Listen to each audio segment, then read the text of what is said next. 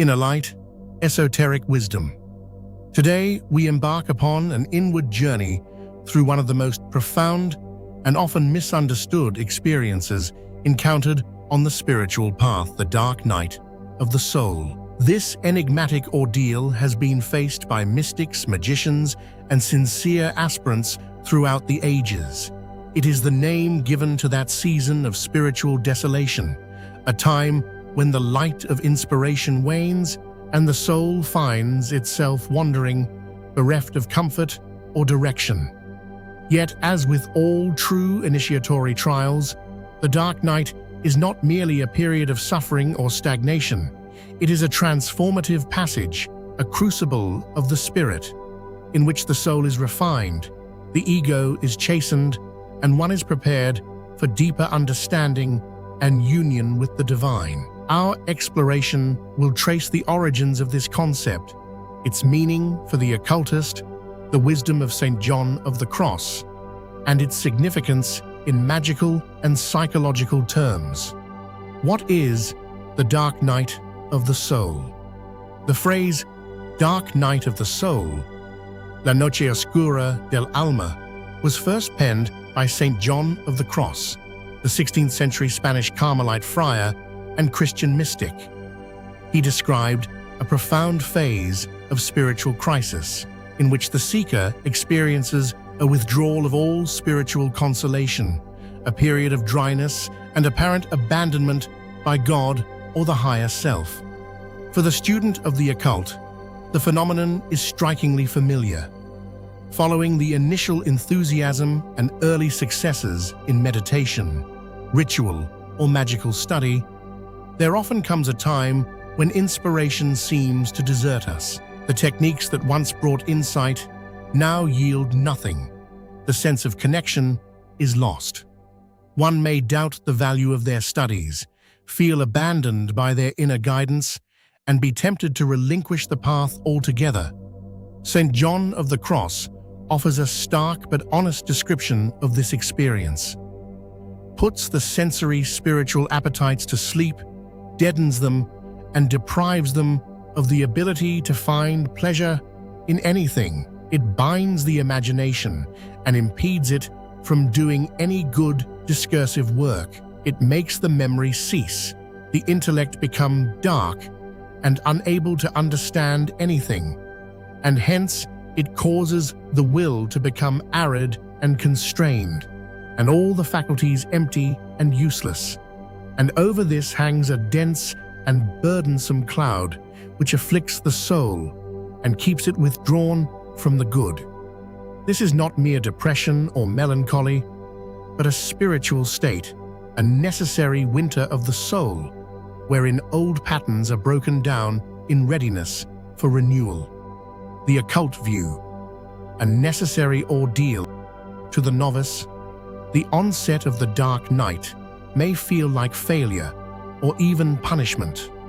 The desire to abandon one's practices is strong. Nothing seems to yield fruit.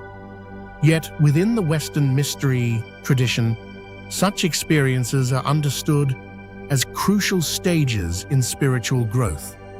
In every genuine path, periods of aridity and darkness serve to test one's resolve and sincerity. The gods or higher powers examine the depth of our commitment, and if we are half-hearted in our pursuit, it is here at the threshold of the dark night that many fall away. For those who persist, however, this ordeal is a kind of spiritual surgery, a stripping away of distractions, attachments, and illusions. St. John of the Cross described the dark night not as a punishment, but as a divine appointment, a period of sheer grace, an operation that, though painful, prepares the soul for a higher state of being. He writes, "O guiding night, O night more lovely than dawn, O night that has united the lover with his beloved, transforming the lover in her beloved." Thus, the dark night is a rite of passage, a sacred interval in which the soul is made ready for union with the divine.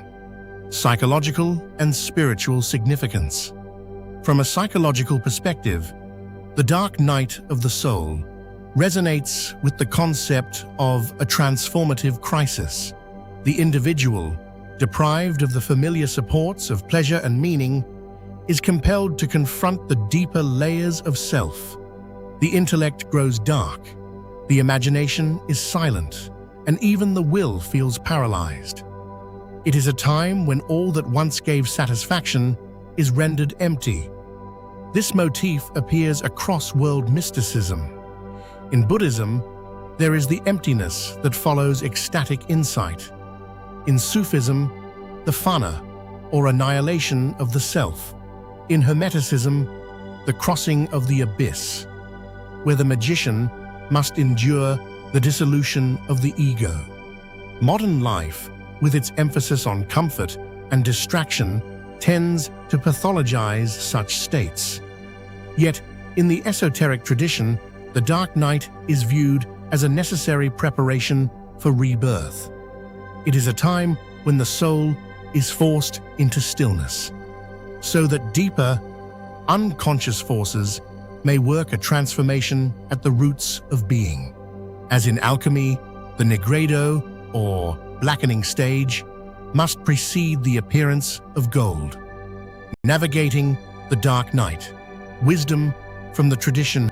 How, then, should one respond to the dark night? Firstly, with understanding.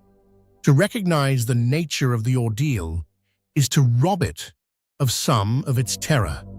Many who walk the mystical path report an intimation or warning, a subtle sense that a period of darkness is approaching. Once recognized, the dark night is best endured with patience, humility, and surrender. Attempts to fight or escape it are usually futile, and the urge to force spiritual experiences only deepens the sense of frustration. Instead, it is wise to continue one's practices quietly, without expectation, and to trust the process.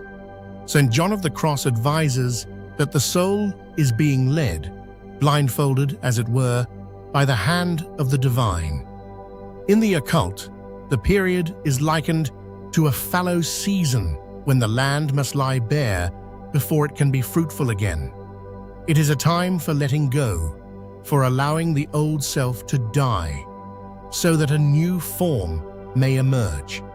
The dark night, in myth, magic, and literature.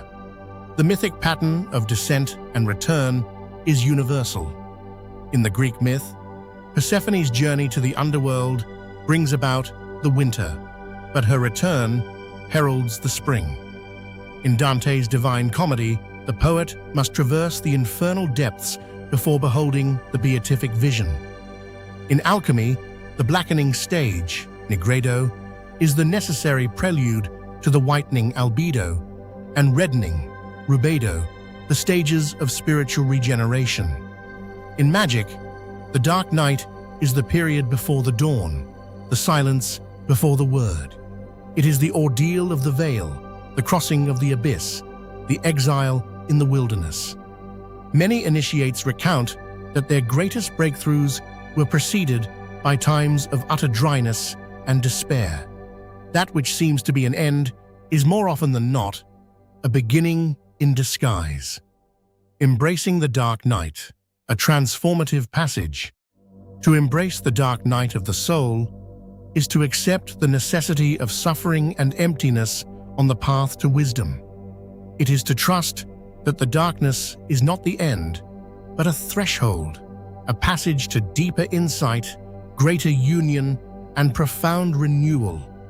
The soul, deprived of ordinary pleasures and distractions, becomes receptive to inner guidance. The faculties may seem empty and useless, but in this emptiness lies the possibility of transformation.